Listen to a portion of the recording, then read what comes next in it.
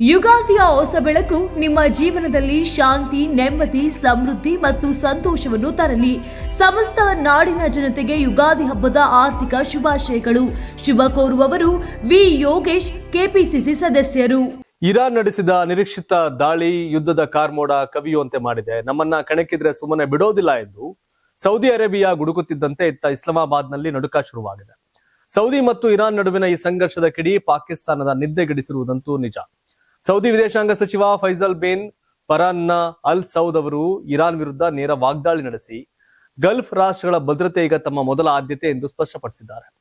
ನಾವು ಒತ್ತಡಕ್ಕೆ ಮಣಿಯೋದಿಲ್ಲ, ಇರಾನ್ನ ಬೆದರಿಕೆಗಳನ್ನ ತಡೆ ಹಿಡಿಯುತ್ತೇವೆ ಎಂದು ಅವರು ಘೋಷಿಸಿದ್ದು, ಅಗತ್ಯವಿದ್ರೆ ಮಿಲಿಟರಿ ಕ್ರಮ ಕೈಗೊಳ್ಳಲು ಸಹ ಸಿದ್ಧವಿದ್ದೇವೆ ಅಂತ ಎಚ್ಚರಿಸಿದ್ದಾರೆ.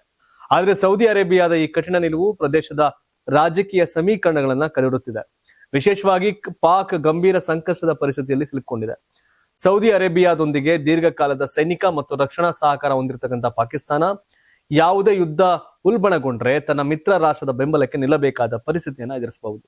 ಇದರಿಂದ ಅದು ನೇರವಾಗಿ ಸಂಘರ್ಷದಲ್ಲಿ ಭಾಗಿಯಾಗುವ ಸಾಧ್ಯತೆ ಹೆಚ್ಚಿದೆ. ಕೇರಳ ವಿಧಾನಸಭೆ ಚುನಾವಣೆಗೆ ಮುನ್ನ ಬಿಜೆಪಿ ಗುರುವಾರ 39 ಅಭ್ಯರ್ಥಿಗಳ 2ನೇ ಪಟ್ಟಿಯನ್ನು ಬಿಡುಗಡೆ ಮಾಡಿದೆ. ಮಲಪ್ಪುರಂ, ಕಾಸರಗೋಡು, ಅಳಪ್ಪುಳ, ಕೊಲ್ಲಂ ಮತ್ತು ಎರ್ನಾಕುಲಂ ಸೇರಿದಂತೆ 39 ವಿಧಾನಸಭಾ ಕ್ಷೇತ್ರಗಳಿಗೆ ಬಿಜೆಪಿ ಅಭ್ಯರ್ಥಿಗಳನ್ನ ಘೋಷಿಸಿದೆ. 2ನೇ ಪಟ್ಟಿಯಲ್ಲಿ 6 ಮಹಿಳಾ ಅಭ್ಯರ್ಥಿಗಳನ್ನ ಸೇರಿಸಲಾಗಿದ್ದು, ಇದುವರೆಗೂ ಹೆಸರಿಸಲಾದ ಒಟ್ಟು ಮಹಿಳಾ ನಾಮನಿರ್ದೇಶಿತರ ಸಂಖ್ಯೆ 13ಕ್ಕೆ ತಲುಪಿದೆ. ಮಾರ್ಚ್ 16ರಂದು ಮೊದಲು ಬಿಜೆಪಿ 47 ಅಭ್ಯರ್ಥಿಗಳ ಮೊದಲ ಪಟ್ಟಿಯನ್ನ ಪ್ರಕಟಿಸಿತ್ತು. ಆ ಪಟ್ಟಿಯಲ್ಲಿ ಕೆಲವು ಗಮನಾರ್ಹ ಹೆಸರುಗಳಲ್ಲಿ ನೇಮಂನಿಂದ ಬಿಜೆಪಿ ಅಧ್ಯಕ್ಷ ರಾಜೀವ್ ಚಂದ್ರಶೇಖರ್, ಗಜಕೂಟಂನಿಂದ ಮಾಜಿ ಕೇಂದ್ರ ಸಚಿವ ವಿ ಮುರಳೀಧರನ್ ಮತ್ತು ಕಾಂಜಿರಪ್ಪಳಿಯಿಂದ ಕಣಕ್ಕಿಳಿದಿರುವ ಜಾರ್ಜ್ ಕುರಿಯನ್ ಸೇರಿದ್ದಾರೆ. 140 ಸದಸ್ಯರ ಕೇರಳ ವಿಧಾನಸಭೆಗೆ ಏಪ್ರಿಲ್ 9ರಂದು ಒಂದೇ ಹಂತದಲ್ಲಿ ಮತದಾನ ನಡೆಯಲಿದ್ದು, ಮೇ 4ರಂದು ಫಲಿತಾಂಶ ಪ್ರಕಟವಾಗಲಿದೆ. ಪ್ರಸ್ತುತ ಕೇರಳ ವಿಧಾನಸಭೆ ಅವಧಿ ಮೇ 23ರಂದು ಕೊನೆಗೊಳ್ಳಲಿದೆ. ಏಪ್ರಿಲ್ 9ರಂದು ನಡೆಯಲಿರುವ ಅಸ್ಸಾಂ ವಿಧಾನಸಭಾ ಚುನಾವಣೆಗೆ ಬಿಜೆಪಿ ಇಂದು 88 ಅಭ್ಯರ್ಥಿಗಳ ಮೊದಲ ಪಟ್ಟಿಯನ್ನ ಬಿಡುಗಡೆ ಮಾಡಿದೆ. ಮುಖ್ಯಮಂತ್ರಿ ಹಿಮಾಂತ ಬಿಸ್ವಾ ಶರ್ಮಾ ಜಲಕ್ಪುರಿ ಕ್ಷೇತ್ರದಿಂದ ಕಣಕ್ಕಿಳಿಯಲಿದ್ದಾರೆ. ಅವರು ಸತತ 5 ಬಾರಿ ಈ ಕ್ಷೇತ್ರದಿಂದ ಗೆದ್ದಿದ್ದಾರೆ. ರಾಜ್ಯ ಕಾಂಗ್ರೆಸ್ ಮಾಜಿ ಅಧ್ಯಕ್ಷ ಭೂಪೇನ್ ಬೋರಾ ಮತ್ತು ಇತ್ತೀಚೆಗೆ ಬಿಜೆಪಿಗೆ ಸೇರಿದ ಮಾಜಿ ಸಂಸದ ಪ್ರದ್ಯುತ್ ಬೋಡೋಲಾಯ್ ಅವರಿಗೆ ಬಿಜೆಪಿ ಟಿಕೆಟ್ ನೀಡಿದೆ. ಪ್ರದ್ಯುತ್ ಅವರು ದಿಸ್ಪುರ ಕ್ಷೇತ್ರದಿಂದ ಚುನಾವಣೆಗೆ ಸ್ಪರ್ಧೆ ಮಾಡಲಿದ್ದಾರೆ. ಈ ಹಿಂದೆ ಕಾಂಗ್ರೆಸ್ ಜೊತೆಗಿದ್ದ ಫೈರ್ ಬ್ರ್ಯಾಂಡ್ ನಾಯಕ ಶರ್ಮಾ ಬಳಿಕ ಬಿಜೆಪಿ ಸೇರಿದ್ರು. 2021ರ ವಿಧಾನಸಭೆ ಚುನಾವಣೆಯಲ್ಲಿ ಬಿಜೆಪಿನ ಗೆಲುವಿನತ್ತ ಕೊಂಡೊಯ್ದರು.